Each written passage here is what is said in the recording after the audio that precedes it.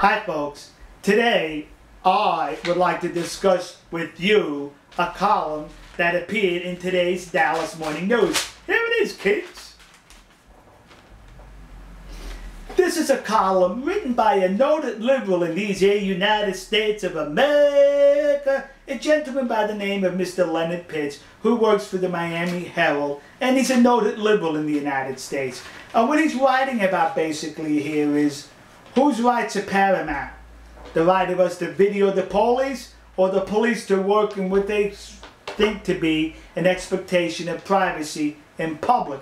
And he outlines a few instances here where the police were videotaped and the people who were videoing it were either issued a citation or arrested or harassed. Let me explain to you. I take this video out in public, and whatever happens out there on the streets, the highways and the byways, there's really no reasonable expectation of privacy when you're out in public. And the police should have the same no reasonable expectation of privacy. That if I want to take out my video camera and video the police in the course of their duties, I should feel free to do so. Well, Mr. Pitts outlines in this column here where there's some instances where the people were not free to do so because the police interfered with it, so says they.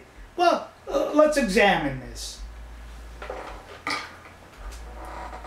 There's an organization that originated some years ago in Berkeley, California, and incidentally, Mr. Pitts failed to mention this. That's the genesis. That's the reason why this is happening. The organization was called comwatch. Started in Berkeley, California, and allow me to explain Berkeley, California for those of you who are not familiar with Berkeley, California. Berkeley is the epicenter of liberalism in these here United States of America, on this planet Earth, in this universe. They started this organization to pass out video cameras to people in high crime areas, saying that those areas had a high instance of police brutality. Yeah! The police are brutalizing the criminals, so says they. So now we're going to videotape it. Yeah, you police go into those high crime areas. You try to enforce the law. You better watch it because we're watching you. We got these video cameras that says so and does so. Yeah, kids, that's what it is. So this organization sprung up like a prairie fire across the country in high crime areas. And noted liberals have been donating video cameras so the people in the high crime areas could protect themselves, no, not against the criminals, but against those brutal police. Yeah! I have a link in the description to a PDF file on the handbook by the Berkeley Comwatch group. And in there, it states somewhere in there, and I forgot exactly where, that the reason for this is they want to give people alternatives to calling the police. Alternatives to calling the police when a crime has been committed? I think that alternative is called vigilantism. So is that what Comwatch is encouraging? So is Comwatch encouraging the further deterioration of the thin blue line in high crime areas? That's why it's borderline uncivilized in those areas.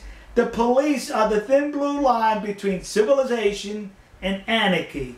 So is this what Comwatch is encouraging by passing out these video cameras? While we want anarchy in our neighborhoods, that when someone breaks the law, we in the neighborhood are going to seek alternatives besides the police, because we don't want the police coming into our neighborhoods with your brutal mannerisms and behavior. We're going to get that on video. Alright. And they also say that the police, we should be able to document them, know their actions. It should be recorded. We want transparency. Everything out in the open. To which I have to say, really? Also a link in this description is a link to the Comwatch website. Go there. Click on that little box that says members. Now as of today, this is what happened. I clicked on it because I want to know who they are. They want to know about the police. I want to know who they are. You know what I got in return? Sorry, this has been disabled. Yeah! They don't want you to know who they are, but they want to be able to they want to be able to have the freedom to harass the police with video cameras. That's hypocrisy. That's what that is, folks. And that's the propaganda we're busting in Mr. Pitts' column today. He didn't mention about Copwatch over here. Or is he just basically outlining the misdeeds and misbehavior of the police in brutal America? Sorry, folks. I'm on the fence with this one. Yes, I understand the police's position. This is pure harassment when you're videotaping them with the intent to watch them trip up so you could broadcast it. However, it infringes on my right to video out in public anything that happens out in public. And it also bothers me about this. Freedom of the press. The news media could go to a crime scene and video without any interference. I go to that same area, I get interfered with because of Copwatch. Who's to say the news media is to be treated more better than me and have extra constitutional rights than me? Freedom of the press. It doesn't just mean the news media. I can be the press. What qualifies as the press? Me. This little guy in Texas on the Lone Prairie with a video camera and putting it on YouTube. That's me, kids. The power of the press. But this is, this is a debate worth discussing. All right, folks. Firmly, believe me, I stand behind the police. Sorry. We'll see you. God bless you. God bless America. And God bless the nation you happen to be in. And I hope the nation you happen to be in has no problems with video cameras. Yeah! Get out there and video everything and everybody in public. See ya. Oh, and post it on YouTube so we can see.